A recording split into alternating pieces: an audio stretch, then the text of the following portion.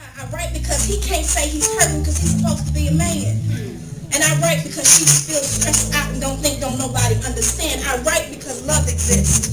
I write to keep you from jumping off that cliff. I write for the unborn babies. I write for our elders that have been thrown in homes and told that they're crazy. See, I write.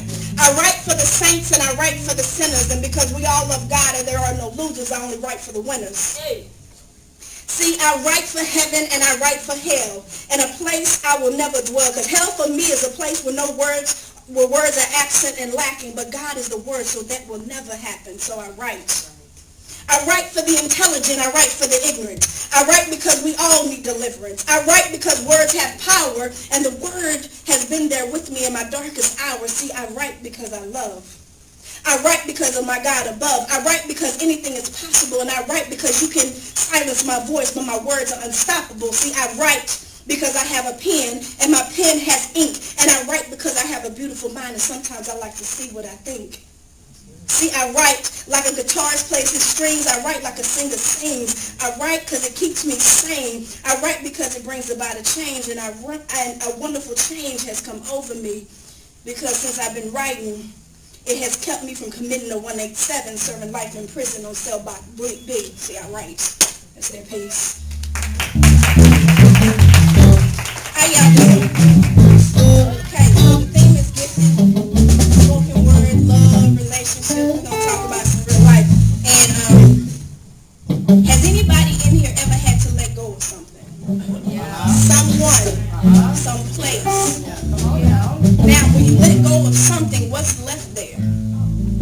Have you ever thought about that? When you let a person go, there's an empty bed. When you let a friendship go, you no longer have that phone call to make. When you let a place go, there's that time that you would normally spend there is not there. So you have an empty space. And when I wrote this piece, I had let something go.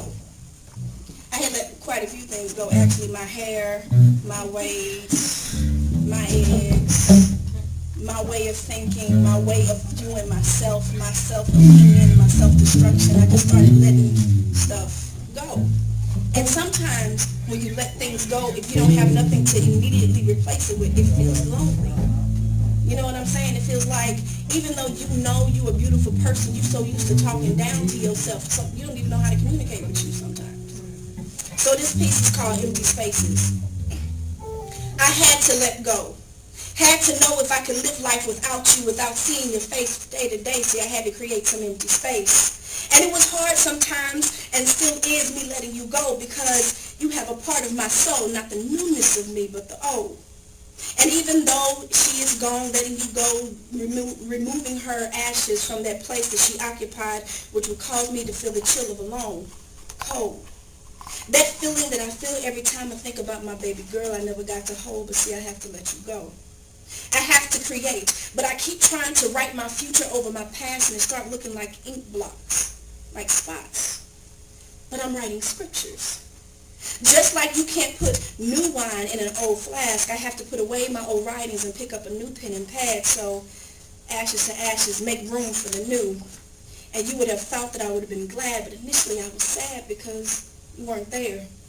In my words staring back at me, just blue lines waiting for my scriptures to be written on so that they could speak. And as I wrote, each line spoke to me, telling me to create in this space by using what God has given me, and daily I find myself. I find myself in pages that I've created, so now when I write my future, my words are clearer. No longer hazy, more like 2020 vision, but I never envisioned the day would come where daily I would look for empty spaces to create. Creating possibilities in my own right, by my own definition, just as my ancestors scribed. Shout out to Isis. Empty space that was made for me to grace that space, which was made for me to occupy, so that weight had to be dropped off before I could fly. So ashes to ashes, dust to dust, letting you go is a must. So I send the ashes of my past loves and past pains from which they came. Because nothing is new under the sun, and since I am a chosen one, that means me and my God are one, and I am promised, the promised one. Then that means I created you to push me, to teach me in order to reach me, that I have to let go of you and the hurt me. To write new things that I've already stated, and to make new things in empty spaces that I have already created. So I look at my blue lines waiting For my scriptures to be written on them so that they can speak. And as I write daily, no longer is your face I see, and my words staring back at me.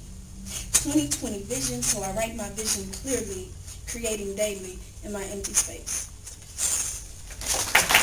Can't stand the heat. Get out of the kitchen. I like that y'all do that. All right. But what if in the fire is your desired position? Positioned by God to be in that place where the heat and pains of life scorch you from your feet to your face. Now this place is only for the chosen and the select few. So if you are unsure of who you are or what is your purpose, there may be something in here that ain't gonna relate to you. Because see, I'm talking to those of us who have been scorched in places in our lives to where the burnt soles of our feet are still there. Where we can feel the heat of the situation and still smell it in our hair. But when people see you, they just see the smiles and the joy. God elevating you higher, not understanding that they are privileged to be in the presence of one deemed worthy to be in the refining fire. Now let me explain. See, refining fire is not a punishment for bad behavior. It's actually evidence of God's favor. See, refining fire has no prejudice. It is not concerned about your creed, color, or race. It doesn't care that you don't look the part or fit in other people's perfect place. See, refining fire sees your calling. So because you've been stalling, it then becomes the stimulation to give you the motivation to move out of your situation so God can begin your elevation and give you the manifestation of your blessings like a constellation so it all comes together. Like Orion's orbit, sometimes the purpose of the fire is not easily revealed. So I want to encourage you when you feel you're alone, because you're not. And when you feel the heat down to your bones because it's getting hot, understand that you alone can fulfill your purpose and your design plan. Because see, we are more than conquerors. We're not just mere humans. So see, you are empowered by the words of promise spoken over your life. And remember, the race is not given to the swift, the strong, the pretty, or the rich, but one who endures a fight. So when refining fire comes and burns down your front door, open up your eyes and see what the heat is for. Be blessed.